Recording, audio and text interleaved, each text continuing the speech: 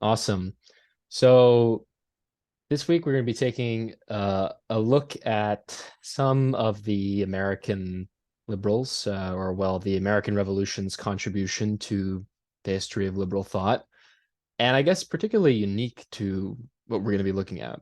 Um, is we're going to try to stray from those texts which a person probably finds very widely read in their political theory or political science class. So we're not going to be reading any Federalist Papers. We're not going to be reading the Constitution, but we're going to read texts that I think are actually pretty important in the history of the American experiment at liberal democracy and also shed a lot of light. So they're maybe a little more esoteric, but we're going to have Thomas Jefferson and a writing of George Washington. So before we get into that, why don't you go? At this point, what is the significance? Obviously, America has a unique significance in the history of liberal thought. Maybe it's the first liberal nation, you could say. But what do you think? What's kind of the significance? Why are we, picking this up?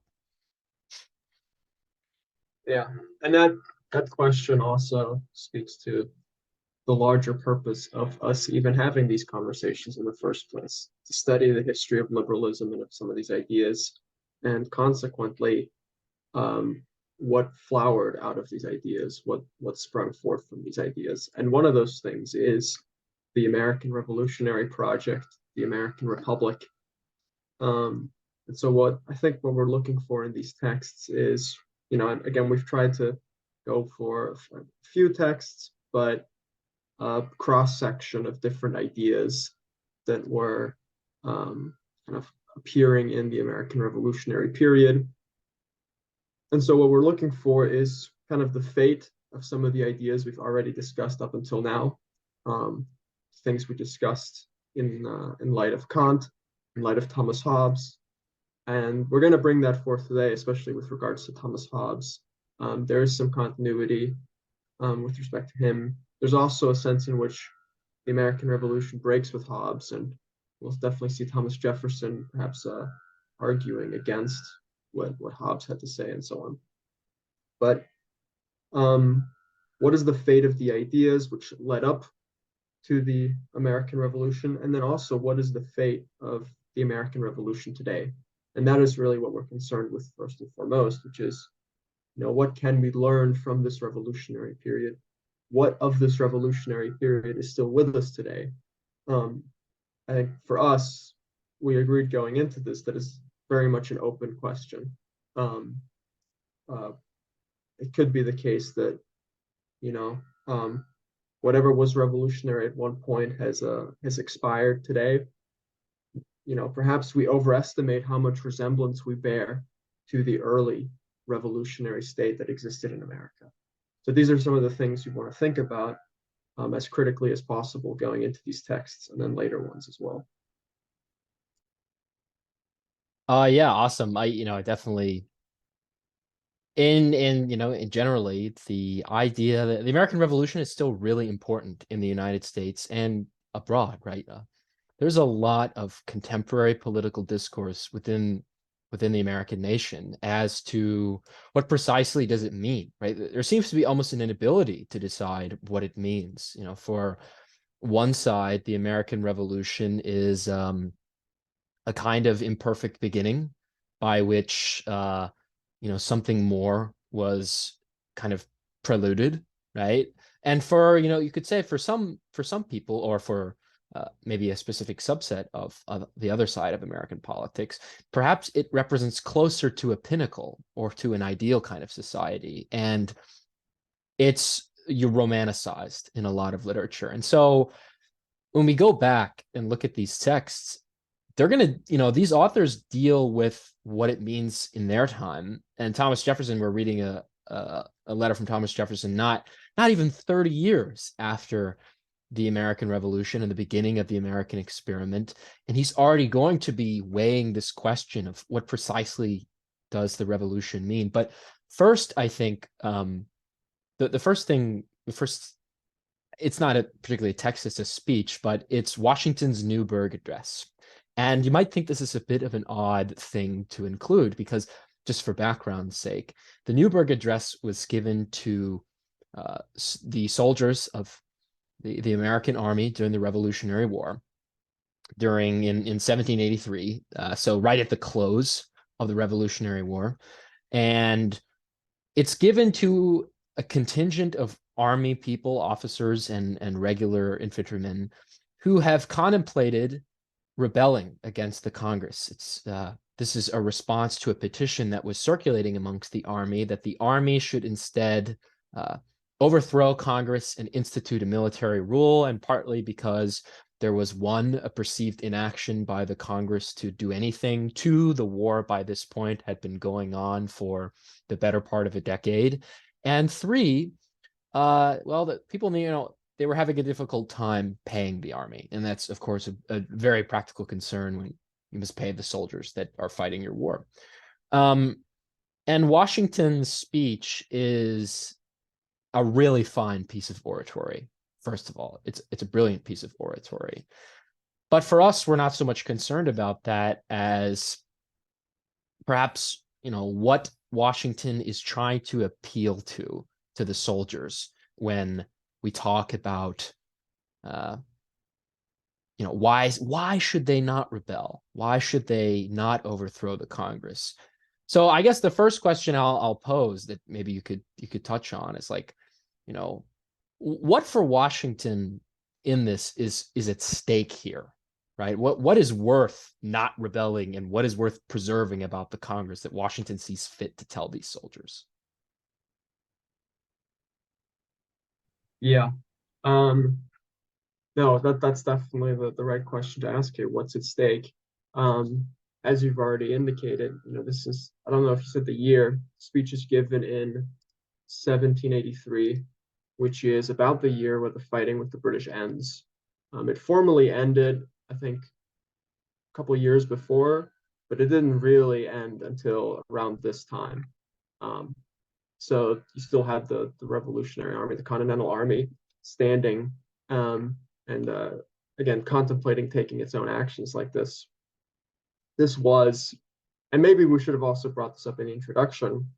Today there's a scholarly debate about whether it was a war of independence or a revolution, properly speaking, whether we could even call it an American Revolution. But it's pretty clear that what George Washington is dealing with here is a revolutionary situation. It's a revolutionary crisis at a moment when the whole revolutionary project of the American Republic could potentially become undone. So what George Washington is trying to appeal to in the speech is the reasoning faculties of the soldiers. Again, a very kind of bourgeois liberal thing to do, and you'll get that when you read the speech as well. He's also telling them that, so he's talking to soldiers who are either contemplating taking their own actions, taking matters into their own hands, or contemplating simply deserting the cause. And so he asks them, so if you're deserting a country, the country to defend for itself, well, what is there to defend? What are you leaving behind? And I think there's also a sense in which,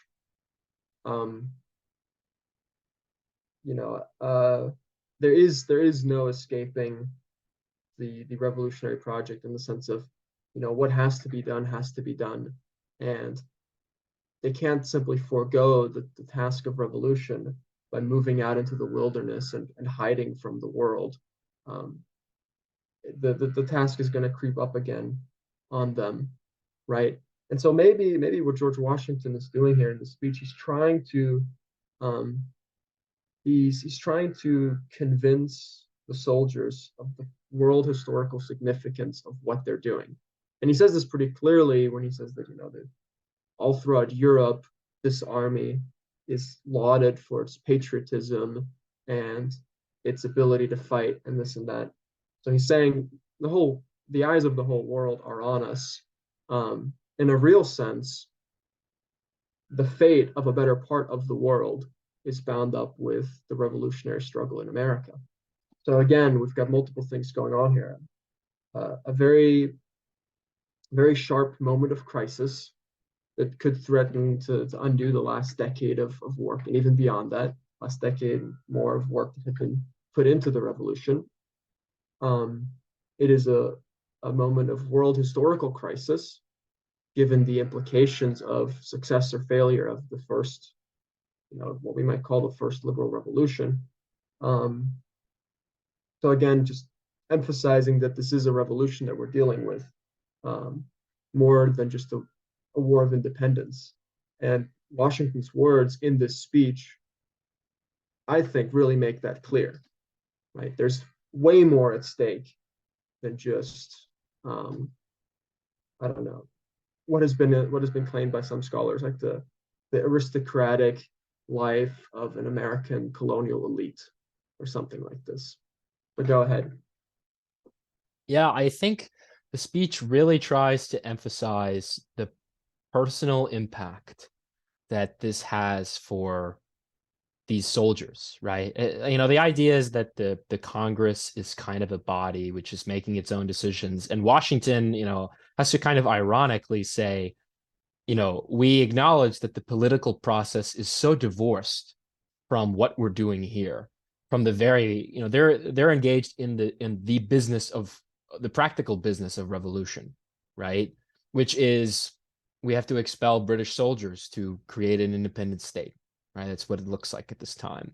And there is such a gap between the Congress that is now voting on, various petitions and various resolutions to send to the king or various offers. It seems these spheres occupy two separate worlds, right? And so I think Washington, the main object of this is to try to say that this revolution really does have an impact upon all of you, right? And so that's for a while, like, he talks about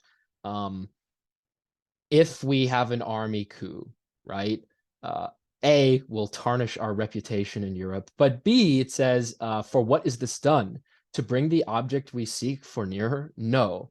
Most certainly, in my opinion, it will cast it at a greater distance.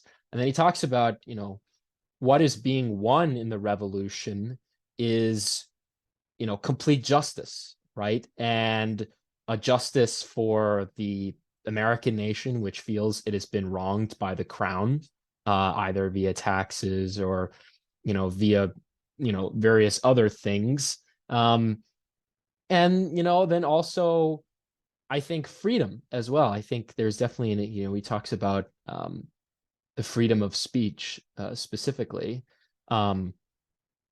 He said, uh, every man who regards that liberty and reveres justice for which we contend undoubtedly must, for if men are to be precluded from offering their sentiments on the matter, which may involve the most serious and alarming consequences, that can invite the consideration of mankind, reason is no use to us. The freedom of speech may be taken away, and dumb and silent we may be led like sheep to the slaughter.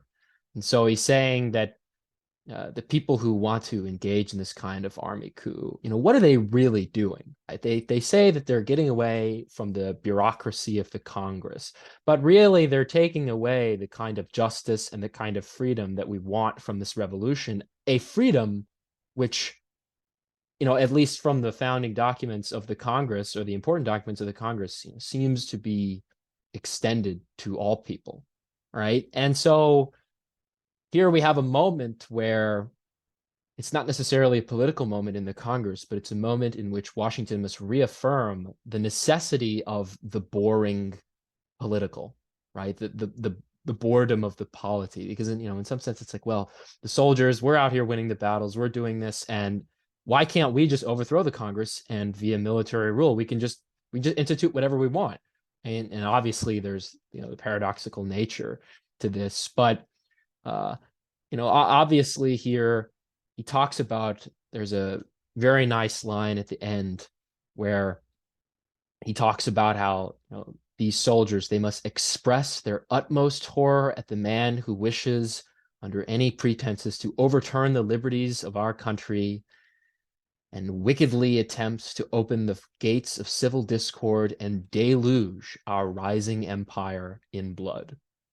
And I think we've talked at maybe some point we've mentioned the idea. Thomas Jefferson had the idea of an America as an empire of liberty, right?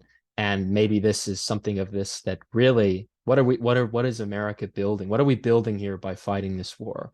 We're building a society that is just, a society that has freedom, but in some sense, there is all right, we're building a nation state which is of, as you said, world historical significance, an empire in that sense, right? And that's maybe what the Empire of Liberty is that the American Revolution, it has immense consequences, and that's something that we'll see in the next essay we go to. But that really there is a sense of the importance of this event, and the idea that even at the outset, someone like Washington kind of just puts the seed here that America is destined to be a kind of empire. It's destined to be important, of great significance. And so to avoid this coup, to allow the political process, which is slow and bureaucratic, to take place, is precisely to secure this new state of freedom and this moment which we must do. And as a final note,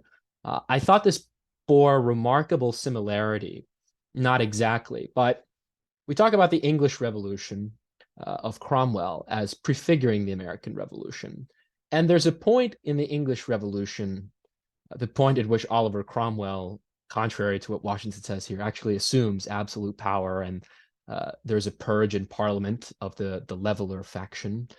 And we ask ourselves, like, why did Cromwell do this? And it's because, well, the Levelers and the faction of the English Revolution, they were very radical. They wanted to go further, but in the inability to find a compromise, the Levelers were willing to invite Scotland to invade England, invite the king back, and undo the revolution, rather than come to a compromise on like land or prison reform. And so Cromwell had faced a similar moment where there was the precipice. The Parliament was on the precipice of undoing what had been done, and so for Cromwell, this took place in a highly what we might consider to be a highly reactionary moment. Although you could debate, well, is it really reactionary, right?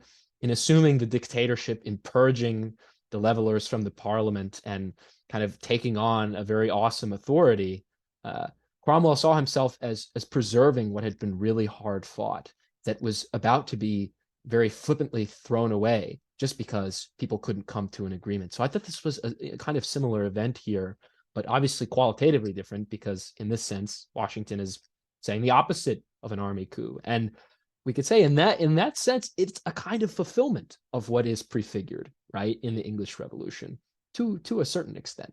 So yeah, I would just add to that a revolution is kind of an open-ended event. There are many different possibilities which present themselves in revolutionary moments, and the history of revolutions definitely bears this out. So I think you're right. I think what people like George Washington were thinking about at this time was concentrating and securing the fruits of the revolution. As we see later on in the French Revolution of 1789, there was perhaps a failure to do this.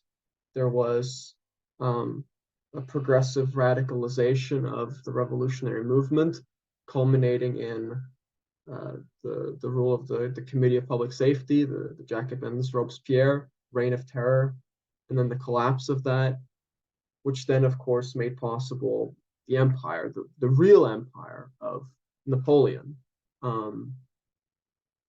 And it wouldn't be many, many more decades until France would have another opportunity for revolution like this, like there was in 1789. So this is something that kind of happens in history. And yeah, I think you're right to draw a parallel with Cromwell, that Cromwell was thinking about this in much the same way as the Americans were, 1776 onwards. And I totally agree with what you said about the Empire of Liberty, in that kind of turn of phrase, not signifying an empire in the way we typically think of it. Although, notwithstanding America's later territorial acquisitions overseas, which might, give the impression of a generic empire, a colonial empire. But at this time, it's the Empire of Liberty it's something which projects its idea into a broader space and that has world historical significance, it kind of figures among the empires of history by virtue of its historical significance and the kind of the imprint that it leaves on the historical record. Because of course, as we see in all of these different speeches and writings, people writing here emphasize that what is happening in America has never happened before in human history. That already is, in a sense, we might say, the stamp of empire. Yeah, I think that's a very perfect segue into our next, and this is the Pinckney speech. So this is a speech which was given at the close of the Constitutional Convention in 1789, and it's entitled "America's Unique Structure of Freedom." That's the title I have, by Charles Cotesworth Pinckney. And just picking up right here from this similar thread, which is Pinckney immediately makes a very familiar claim to Americans, which is the idea that the American nation is in some way exceptional, right? It's very different. It's important. And, the events of what happened in the American Revolution and what is happening with America founding its system of government are important. And, as a rhetorical thing, he says that America is perhaps, the first truly free nation in the history of the world, right? Which is, of course, hyperbolic, but I think you can make sense of it in some sense where he talks about kind of America's, through a delineation of the forms of government, which is, namely that he identifies popular representation as a big thing. And all the founding fathers do this, the idea that a Republican system of government is really what makes America very special. And that entails representation, political representation of people, right? And the people thereby have the ability to subject the state apparatus via exercising the highest expression of collective will, for them, the ballot, right? The ballot, the vote is the people, bringing to bear the state apparatus to bring it into line with collective will. Because as we noted with Hobbes, right, in some way, the state is an expression, or the state gets a kind of legitimacy from public will or from, a kind of social contract. And here, this is very expressly formalized, where the state becomes something that's just actually just, it grows out of the public will. It's an expression of public will. And therefore, anything the state does, and so, insofar as it's a good thing, must be in accordance with what the public wills it. Ergo, it's very easy to derive a kind of popular representation principle. And Pinckney notes that this is not a very common system throughout the world, at least how America does it. And he even goes so far as to say, could the various democratic reforms, which were apparently, seen from the period of 1776 to 1789, so just over a decade. He talks about reforms in the Netherlands. He talks about reforms in England. He says, could these things have really even been actualized? And in France as well. He said, could these things have really been actualized without the American Revolution, without what has taken place? And he says, no. He says, the rest of the world, were America not able to be as an example, the rest of the world would be in no position to even say that these things matter. And in that sense, we sort of get, I really liked what you said about the Empire of Liberty. It is an empire which projects the force of its ideas. And this is exemplified through its nation state, right? The American nation state is an exemplar, right? And this exemplar is that which projects itself, right? It sort of projects itself out to the world. And of course, I would be remiss if I didn't, it's the shining city on the hill, right? To have the popular turn of phrase. But in a real sense, that's what we're talking about, maybe in a bit more active sense, as certainly Jefferson thought America must be very active in spreading these ideas. But yeah, nonetheless, right here in this speech, Pinckney is going to claim a similar thing. And he's going to say, hey, look, America's structure of government based on popular representation is something that really doesn't exist. And he goes through various examples where, typically what we people thought, well, no, this was a democratic system of government, like, in the Netherlands. And he just kind of says, well, is there really something equivalent to the popular representation that we find in America, where, there is an idea of popular vote electing the supreme magistrate. And I know it's not popular vote, but there's a system where it's, not very far from a popular vote electing the president, right? And there's a popular vote to elect the representatives of the House and the representatives of the state legislature, et cetera. So, yeah, and he also talks about how it's very unique on civil liberties, unlike England. But I guess that's a kind of ancillary point. So yeah, but what do you make of his talk of kind of American exceptionalism here at the beginning and the end of his speech? I mean, as you've already indicated, the historical record vindicates him very much. It is, we can probably safely say that the French Revolution was a consequence of the American Revolution, right? Of course, during the course of the American Revolution, and this is sometimes brought up in an attempt to perhaps dismiss the revolutionary aspect of what happened in America in 1776, namely that the French supported the American revolutionary cause at one point in time, albeit for geopolitical reasons to weaken the British Empire. Of course, it probably was the case. It was the case that the French monarchy had the idea of weakening the rival across the English Channel. But of course, in time, and it didn't take that many years, the revolution spread to France, and a very similar thing began to happen there. So I think absolutely the ideas project out onto the world and leave a lasting mark on not just Europe, but beyond that. I'll talk about this now as well, and hopefully we can unpack this. One thing that pervades these texts and all of the different discussions around the Constitution, not to get into the Federalist and the Anti-Federalist papers, but this is something that those papers are also concerned with, namely the role of the state and the composition of the state. And what about the state is kind of revolutionary? This is a question that, of course, the Marxists were very interested in as well, and that probably is still very relevant today. What is revolutionary about the state? What really is the role of the state? What is its position vis-a-vis society?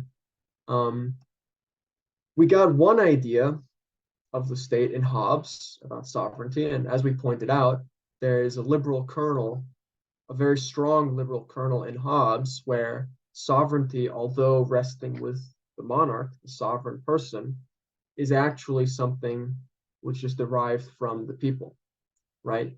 That, as we pointed out in our discussion on Hobbes, he says that, the people, the populace, they cannot accuse the sovereign of doing wrong acts, because whatever they accuse him of doing, they have given him the right to do.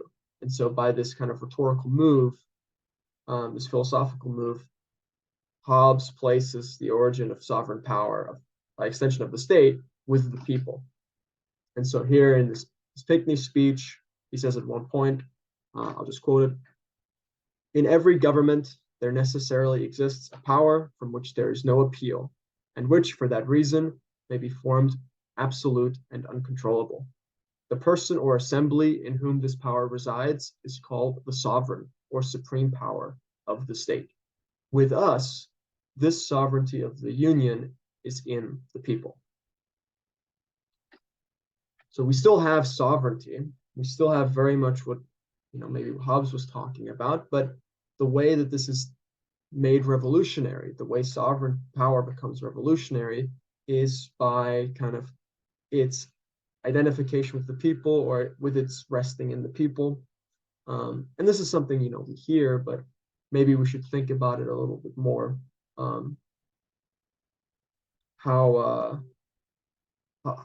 How sovereign power, how is it possible for the state, for the sovereign power to be transformed in this way? How does it become revolutionary? if sovereign power is revolutionary by kind of being devolved, uh, again, we can unpack that. What might that say of the state today? Um, yeah, let's just begin to maybe wrestle with this a little bit because it also comes up in the Jefferson letter. Sure, yeah. Just one thing you notice about this, even in Hobbes, we noticed it, but now it's really formal, is like for Pinckney and for Jefferson, like the state the state arises as an expression of public will. And so in some sense, the state is like an arm of the nation, right? Uh, in other words, I've heard the contemporary phrase, politics is downstream from culture, right? Which is just to say that uh, kind of a people emerge and a state and thereby a politic emerges from this.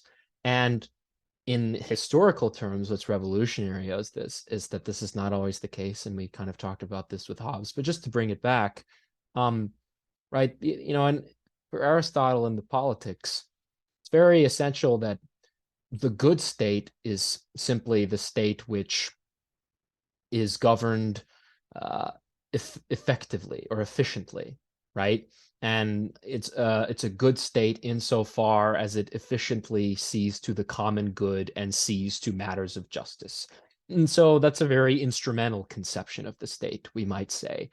The state is a kind of means to an end, and politics, its function is to ensure a kind of just distribution of the social goods and justice between people. Thereby, a person is bad, right? A person is a tyrant in Greek society when they usurp power or when they run the state into ruin, right? And of course, for Plato, you get the analogy of the ship of state, right?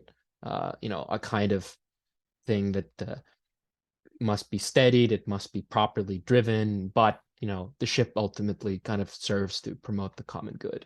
Whereas for the US and for this liberal conception of the state, it's really not as instrumental. There's an instrumental character to it. The state is supposed to provide people with things, right? And ensure to their liberties.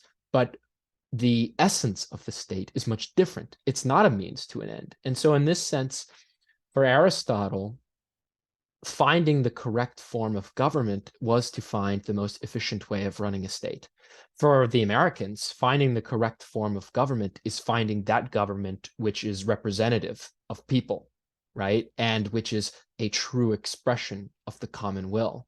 And so sovereignty must be wielded in accordance with where it derives its authority from. To ask where the state derives its authority from in ancient society would be just a non-question. The state precedes you as an individual, right? The state is lexically prior to you.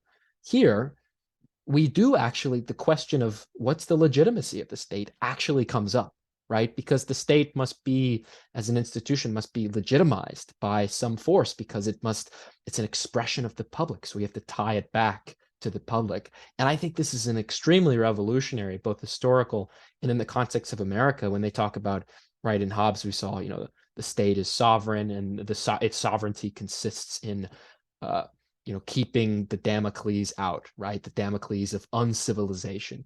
For America, it's when we formalize this idea of the state as an expression of the public will, we start to really see how it's incredibly important to them that the state be representative of people and a form of government. Democracy is not a means to an end, but is actually a kind of end to itself because it's a legitimate state versus the various illegitimate states of antiquity or of the old world. So yeah, I think it's a very interesting question when we talk about what's precisely revolutionary about this, and I think it just goes way beyond just the fact that Americans liked democracy. That democracy is simply a tradition, right, in America as a part of the colonies. No, it's arguably what legitimates the structure of government that the Constitution is based upon. Yeah, absolutely. No, I think you're right on the money. And we might be able to say that, what's revolutionary or how the state is made revolutionary. It's made revolutionary by making it more adequate to its origins, right? So if the state is fundamentally an arm of the population, then making it more adequate to the population would be to kind of render it more organic. By, again, I think perhaps the object is, if we think of an organic state, a kind of non-distinction between the functions of the state and just the existence of the community of people, right? Today, and this gets taken up as a problem all throughout the 19th century, and up until today. But the state ultimately becomes this thing which exists over and above society, kind of against society. Whereas here, the aim is to reduce the state to the functions of administration. And so in bourgeois society, arises the belief that, economic prosperity is the result of free exchange. So in the realm of government, kind of free governance, independence, self-determination, these things very much flow into each other. So kind of reducing economy to free exchange and reducing government sovereign power to the administration, the self-administration, the self-legislation of a community. And this is what's revolutionary about it. And later revolutionary movements will kind of raise the bar. Jefferson already kind of raises this in his letter in 1816. Much later on, of course, we'll get moments such as the Paris Commune, which sought to devolve it sought to kind of, again, reduce the state to the functions of administration by, for example, subjecting all public officials to recall at any time, dissolving the standing army and replacing it with a militia of the whole population, and these kinds of things. What we see happening is really the subjugation of the state to the population, which was already the task in the bourgeois revolutions, but perhaps to such an extent that the state ceases to exist. Of course, for the Marxists, they will say that is the point, but maybe we already see it in a certain argumentative form at this early stage. All right, so then proceeding from what we just talked about, namely how in this revolutionary program, we might think of the aim of the revolution being the transformation of the sovereign power, the state apparatus, into kind of the organic self-legislation and administration of the population of the community. We get to this letter that Thomas Jefferson penned to Samuel Kercheval in July of 1816. Again, the American Revolution is already in the rearview mirror. There's already been a span of several decades to reflect on the fruits of the revolution, and we get the impression that the time that has elapsed leaves a lot to be desired for Thomas Jefferson. Perhaps we could say that he's still hopeful, but certainly maybe we haven't quite during this time lived up to the expectations that Jefferson had of the revolution. He's receding from public view as a result of this. But again, to talk about kind of the revolutionary program here, Jefferson in this letter is attacking the independent judiciary, seeking to subject the judicial system to the elective principle, which is operative in other areas of government. He says that the judicial system as it exists during that time and as it still exists today is anathema to republicanism. And republicanism, he says, exists only in the spirit of the people and not in the Constitution, which would seem to be a pretty significant indictment of the American system. Now, there's a way in which this might be taken up today as Jefferson offering an apologetic to people who want to reform the Supreme Court. But we should be careful to distinguish between turning the judiciary into a political instrument with which we bludgeon our enemies, which is a lot of discourse around the Supreme Court today involves that. Distinguishing between this view of the judiciary and kind of the organic idea of government, the revolutionary self-legislation.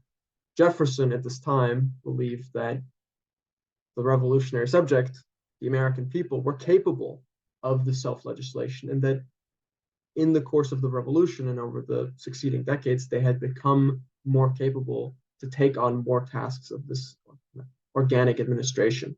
So for Jefferson, the revolution is still ongoing. And this also explains perhaps why he favors amending the Constitution. He has a very certainly a somewhat different view, different estimation of the Constitution than perhaps is common among people today, especially conservatives. The Constitution is something that is subject to change, and insofar as the American people are capable of taking on a greater burden of self-legislation, the Constitution should be subjected more and more to an elective principle. And that extends to the judiciary as it does to every other aspect of life, including kind of local governments. We see him proposing divisions of government at the local level, the so-called wards, which are below the county, which we can get into that, but sticking with the state for the time being, what do you make of what he's saying here about the judiciary? And maybe do we want to get into whether or not this could apply today if we are capable of devolving administration into, again, if we're capable of appropriating the state and turning it into kind of just organic administrative function. Go ahead. Yeah, so I think this critique of the judiciary is very interesting, and I think it's very interesting because this really bears out in our modern day. So just for reference, Jefferson kind of basically says that the principle in the original Constitution behind the idea that judges were very independent and they were unelected was the notion that the American public was not competent or responsible enough to be judge or to judge who were good lawyers and who weren't good lawyers. But for Jefferson, this has changed, right? And this goes with the theme you said, is that Jefferson very much relies on the idea that he thinks America has achieved a higher state of maturation, something we also saw in Kant, right? There is America has gone beyond, right? What was previously the case is now no longer the case. And so things can be changed according to the principles on which the revolution was founded. We can finally achieve a higher actualization. But just as it pertains to the judiciary,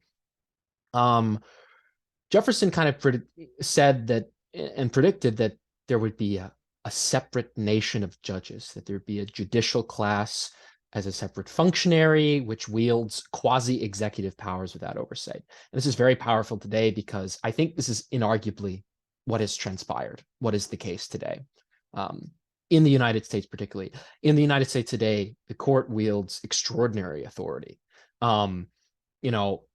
The authority to which obviously Jefferson, could not have comprehended the kinds of things. And you especially get this, and a lot of it was wielded for seemingly very liberal causes, right? Perhaps the greatest expansion of the judiciary took place in the Civil Rights era, where you have a number of cases on the Civil Rights Act where the powers of the judiciary seem to dramatically expand. And so more and more of the executive sphere has been brought under the heel of the judiciary. So for that reason, Thomas Jefferson's comments are very relevant to us, right? This is, and so when we think about what Jefferson's conception of law is, and his idea of law is that, or his idea of a judge is a public servant, right? Someone who is just a representative of the people, because again, as we say, government itself derives its power from popular representation. So judges derive their power from popular representation. and judges are good insofar as they see to the public will by defending the Constitution or administering the Constitution and conflicts that arise under a generation's Constitution. So in that sense, they're public servants. This has changed, and this was changing in Jefferson's time, but has really changed today. And in contemporary times, we see the rise of what we might, liberal theories of law, namely legal positivism, just to name a few. You have people like J.L. Austin, H.L.A. Hart talks about the idea of judges as recognizing rules. So he talks about the rules of recognition. Judges are adjudicators. Hans Kelsen was a prominent Austrian legal theorist who lectured in America, very influential. He had the idea that a nation's legal system is based upon its, what he called the Grundnorm, the fundamental norm, and judges were responsible for essentially legitimating law by tying it back to this Grundnorm. And in that sense, the judge, as a result of these theories, became a servant of the law. And the law became a kind of abstraction. I think today many Americans would agree the idea that the law seems a kind of abstract concept. Yes, there is a body of laws, but the law itself, when we talk about the rule of law, it seems very abstract now because of the nature of the system. And so we might say, what ramification does this have? If the original idea of Jefferson of the United States as kind of having a liberal state was that the law and that the judges were an expression of public will, whereas now the law has been taken into its own sphere. It is its own class of professional adjudicators who administer to the law, right? Nowadays we talk about, we're going to do this to the letter of the law, right? Those kind of phrases are very popular. We seem to, we stick to the text of the law. It seems something like this is almost alien to Jefferson. So we're left wondering what happens to modern, supposedly liberal legal theories when they've liberated themselves from what traditionally liberal ideas of what the function of a judge or what the function of a law is. Have they in some sense lost? Is that why we have a kind of crisis of the law right now? Because have we lost the original sense of what it meant for people like Thomas Jefferson and the founding fathers to say that you were a judge and the law was just simply that which expressed collective will? And now the law is an end to itself, right? It's become its own system, and its own system governed by its own rules, etc. And the attempt of legal positivism and these liberal theories of law was precisely to get law out of the divine sphere, the natural law, to provide a justification of law which was based upon the state, right? Which we could see how that might be liberal, right? Because we're bringing the law into the public sphere. But ironically, what seems to have been the result is that law wasn't brought into the public sphere, but brought into its own sphere, which was controlled by a kind of separate class of judicial interests, much like Thomas Jefferson is very alarmed at in his own time. So, what's the difference between our conception of what legitimates judges in the law and how has it been so alien from Thomas Jefferson's very clear idea of what legitimates the judges in the law? And to what difference or what does it mean to have lost this for contemporary liberalism? I thought that's an interesting thing to look at. Yeah, I mean, we might be able to think of the law during Jefferson's time and maybe during the Revolutionary period as the language of the revolutionary subject.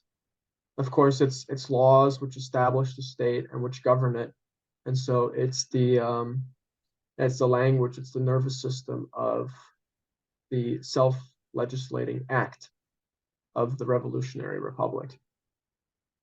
Perhaps it's alien to us today because it's not clear if we can speak of a revolutionary subject. We can't. It's not clear to me if the American public is capable of all the different things that Jefferson says we're capable of. So we've kind of missed the mark in that way, and subsequently the language of the law has it's become obscured, or it's like you said, it's become its own thing, much in the same way that the state has become its own thing. Right? We have a class of adjudicators, a class of lawyers. Of course, it's mostly lawyers who run the state, but we have a class of bureaucrats, which kind of exists over and above the rest of society with its own set of privileges. So um, beyond, past the revolutionary moment, these things have undergone a pretty significant transformation. They've all become their own things, whereas originally, again, in keeping with this notion of the organic whole, right? Originally, these I wouldn't say they weren't interchangeable with one another, but um, it was all revolutionary. It was all about the revolution. Can we say, they were instrumental in the sense that they only served the revolutionary end? Probably. I think so. Can we then say that they've become their own ends today? Maybe. I fear I might be getting us into the weeds there, but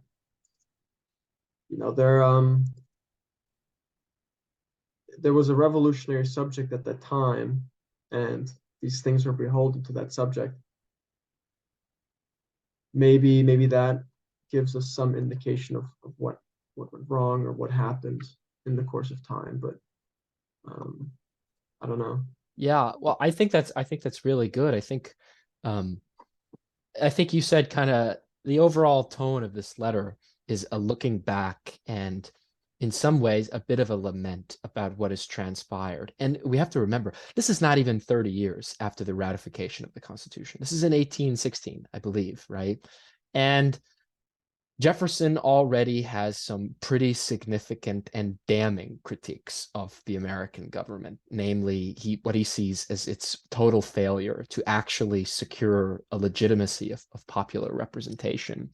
But also in the end of this letter, you get lines which would be very familiar or maybe semi-familiar to Americans today, which is he has this line to Samuel Kercheval where he says, how can one generation behold the next? How can a dead generation behold future generations to its own constitution? Because again, we look at the argument, what is a constitution is just a personification of public will. And so the public will that was exercised at the generation of the founders by 1816 is mostly gone, right? Those people are dead. That generation's dead. So Jefferson says, well, there needs to be a new constitution. And in some way, this has been, I think, perhaps a little bit abused by people because it's not just the fact that every generation deserves its own constitutional convention because old people are cringe and they they're no use to us and the young people should push their own way forward. I don't think that's what it is. I think we must read that section in light of kind of the unfreedoms that he says exist in the legal system, but also I think more fundamentally is Jefferson seemingly adopts a conception of the Constitution which is radical to our own time, right? Which we could say is revolutionary to our own time. And we asked the question of whether someone like Jefferson, as opposed to us now, is the Constitution a limiting document or is it instead an enabling document in the sense that Jefferson seems to treat the Constitution, like you said, it's a revolutionary document. And as such, what is it meant to do? Well, it was meant at the time to secure that generation's expression of a free society, of a liberal society. But when it no longer serves this function, and he admits that there are various imperfections in the system, and there are failures as to what it's supposed to do, it can be changed. It can be replaced. It can be overthrown, he even alludes to, right? And so today we wonder in contemporary discourse, right? And we talked about this at the beginning, the two groups of people who say that maybe the Constitution was just a beginning, or was it the end, right? And I thought there's a paradox here among the people that oftentimes express a great reverence for the Constitution, that is the conservative faction of this country's politics. There is the idea that we need to return to the founding fathers, that we need to return back to this period, right? And we need to return to the original Constitution. There's the idea of originalism. What did the founding fathers mean when they wrote this, right? That's a very prevalent conservative liberal theory.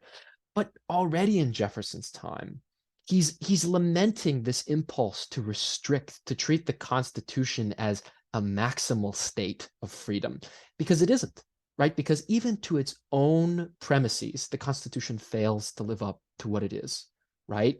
And he says it's an imperfect system. And so, in what sense can contemporary conservatives really claim the idea of a return to the founding fathers as something? And it seems like Jefferson, we have the Hegel quote that we've said over and over again, right? We don't want history to just be the slaughter bench, right? To be where, just this kind of rote things, this kind of rote progression of facts and endless things. Really, freedom, the liberal society, the just society, the Republican society that Jefferson wants is something that's won in history. In his generation, it was won in an armed revolution. And he hopes in previous generations it will be won at the ballot, right? But again, we might say in some sense that there are enabling conditions to American society, to the Constitution. And the Constitution is not meant, people talk about it a lot of times, conservatives talk about it as a negative document, right? The Constitution is meant to tell the government what it can't do. Maybe that's true, right? But, that's, again, a very modern distinction that we're imposing. But perhaps we could say that the Constitution is an enabling document in another sense, that, Jefferson, it was put forth in their time to ascertain, to preserve what freedom they had fought for, the freedom Washington wants to preserve, right? And that was the best system at the time. And Jefferson is already saying, no, this was not meant to be the state to which we attain and stay. It's meant to be a continuing call, an inspiring call for continual revolution, not necessarily a revolution of force, but a revolution of the advancement of these principles of representation, of a just government, of a just society, which is based upon its collective, the collective will of the nation, right? And so, on one hand, we might bring this into discourse and say, no, this is actually still a very revolutionary idea, right? This is an idea that's not adopted, even among people who say the Constitution was just a beginning.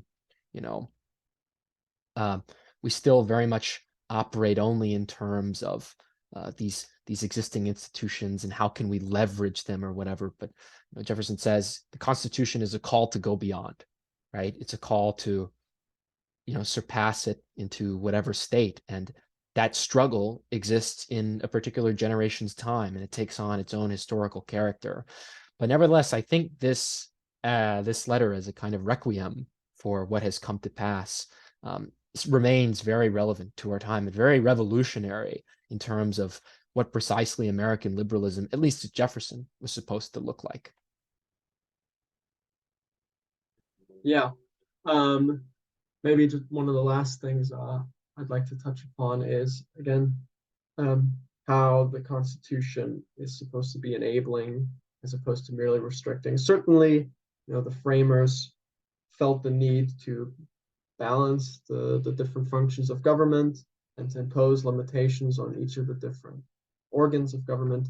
But how might we elucidate the enabling aspect of it? Returning to Hobbes for just a moment, for Hobbes, absolute monarchy was not a pejorative. The absolutism of monarchy signified its ability to concentrate more and more sovereign power in kind of the state, in the power of the monarch, such as to kind of extend human control over more and more domains, right? The expansion, the absolutizing aspect of sovereign power was man's conquest of the state of nature. In our last video, part 2 of the Leviathan, we used the analogy of the law being an island, in a kind of chaotic sea. And then what we want to conquer, or what we want to do is we want to conquer that entropy. We want to expand into it and subject more and more domains to human reason and to human law and to kind of the legislation of society. Of course, for Hobbes, the king is acting as the people. He's kind of concentrating the popular will in him in much the same way that the founding fathers wanted to concentrate the will of the people in kind of organs of government which are more closely identifiable with the people than perhaps a king. So that is the point. So how is the Constitution enabling? How is the state enabling? If it's about making administration of human affairs more efficient and rendering this administration such that it allows for the flourishing of human freedom, because it is in freedom that humans excel and that we produce great advancements in technology and standard of living and all these different things which became obvious, which came to the forefront in bourgeois society. That in a society of free exchange and free labor, we go over and above what any other previous generation was able to produce. This is when we actually excel. And again, this is the Rousseau's idea of human perfectibility, that it's perfectibility takes place in society, in the society of free labor. So the point was to make government more adequate to this, to enable this state of affairs.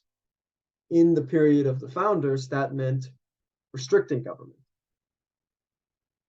The revolution was conducted against a monarch who was imposing a rule of law which was not conducive towards human perfectibility, towards free exchange and free labor. And so the immediate object was to create a sovereign power which was, yes, more identifiable with the popular will, but by extension, which could not become a barrier. And this is also the kind of, again, what's revolutionary during this time. Revolution is about smashing down all barriers to human endeavors, to progress in a certain sense of the word. But I want to be careful with that, because we don't want to give the, that word is used by many different people. But we are talking about a certain kind of progress, right? Which is, again, human perfectibility, just all the fruits of free labor and free exchange, which we enjoy today and which we continue to enjoy. Revolution was about smashing down barriers to that. Limiting government was one form of achieving that. But the point was also, the point of sovereign power is still extending, the domain of humanity, to conquer more entropy. That was present in Hobbes. I think we can say it's still present here, but might be difficult to disentangle a lot of these things. But yeah. Yeah, absolutely. Yeah. So just to, I guess to wrap things up here, right? There's continuity, right? But in this sense, we can say the American Revolution, I think we wanted to, through reading this, it's important. It's an important development. There's a tendency, perhaps maybe today, as there was in the 19th century, to overlook the American Revolution in favor of the French Revolution. The French Revolution, which supposedly changed Europe and the continent and the world. And it did, for sure. But here we see the ideas behind the American Revolution are revolutionary for the world. They have impact. But more narrowly, within the scope of American society, we are ever aware of the immense disconnect to the liberal state of modern America and the vision of a liberal state that is expounded by not just Coates or Pinckney and Jefferson and Washington, but of course by many others in the course of the time of the American Revolution. And these words still bear immense relevance to us today, in the fact that it's not just about them being prophetic. Anybody can predict things, right? But it's just them I think its relevance just states that it's always good to keep in mind what was, if we want to embrace a healthy originalism, I should say, is that perhaps we don't limit ourselves in ways that the founding fathers wouldn't want us to limit ourselves, right? That we look at what happened not as an ideal society, as the highest achievement of man, but a call to action, a call to change, and a call to continue, as you say, the work of absolutizing the state to encompass more of the chaos and thereby bring us to a higher point of civilization. Yeah, in a certain sense of the meaning of state. But yeah, I agree. But all right, yeah, I think it's good.